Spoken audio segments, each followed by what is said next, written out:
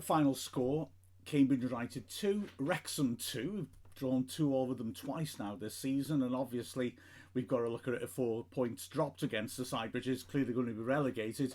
They played very well at the racecourse, Cambridge United. They battled hard in this one, but Wrexham will feel that we really should have put this game to bed, in all honesty, especially having taken a terrifically early lead. In fact, Bishop had to make a good save.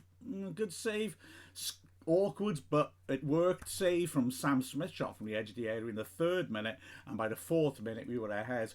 George Dobson scoring his first league goal for Wrexham, drilling it in from 25 yards through a crowd, perfectly placed into the bottom left corner. And Wrexham looked in control of the game for the first half hour comfortably. Cambridge started to work back though, and we maybe didn't create as many chances as we'd have liked to.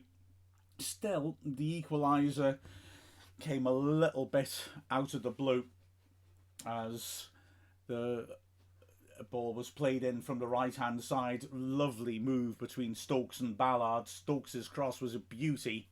Unmarked, Bennett charging into the 6-yard box in a central position.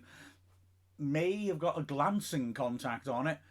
Certainly didn't get it on target. Cleworth, though, behind him, couldn't do anything. It ricocheted off his chest. Okonkwo made a superb save to keep that out low to his right, and then another superb save to stop Holt from driving the ball in from point blank range. But unluckily for the keeper, the ball ricochets out, and it's a simple finish for Bennett, the player who missed the initial header, to score. It should be pointed out, though, Wrexham didn't feel they got much out of the referee, Thomas Parsons, and Holt. That shot by him was 39 seconds after we really also got a red card. A very poor late high challenge on Owen O'Connell, which only cost him a yellow. Frustration then for Wrexham. We went straight back up the other end and had to shout for a penalty. Was it a penalty? It definitely hit Watts' hand. Was he unsighted and he couldn't help it? Maybe so, to be fair. But it was more of a penalty than the one that Cambridge were then given. 18 seconds into the second half, long ball forward from the kickoff. Loft backing into Brunt, who did have a hand on him, no question. Enough to bring him down? Again, I'd say no, and no question about that. But the ref gave the penalty, and Stokes, who was Cambridge's best player, stepped up, sent Okonkwo the wrong way, and stunningly, we were behind early in the second half, and Cambridge, buoyed by this, had a good spell before Wrexham started to come back. Cleworth was a stinking shot, took a deflection, went just over the bar. At the other end, Loft had a chance from a volley which seemed to be blocked by his own player in the 6-yard box, though the ref gave a corner before in the 57th minute Wrexham got the equaliser. Brilliant cross by Longman, tremendous header by Smith back across the keeper who had no chance, and Wrexham had over half an hour left to drive on and get the winner, but we couldn't. In fact, O'Connell had to be sharp to get down and deny Morrison at his feet after a scramble from a corner. But it was Wrexham who then put the pressure on in the last 20 minutes. Fletcher coming on started to cause problems. Rathbone had a shot from the edge of the box which was blocked after Smith was brilliantly clear on the keeper, but his first touch was a bit too heavy and Bishop had to save his shot from a tighter angle than really it probably ought to have been. McLean put in a free kick. Brunt headed it just wide. And then, as Wrexham kept pushing on, Bishop, the goalkeeper, started to make handling mistakes, and Wrexham just couldn't quite take advantage of it. In the first minute of added time was the big chance. Great cross by one of the subs, Barnett, for one of the other subs, Elliot Lee.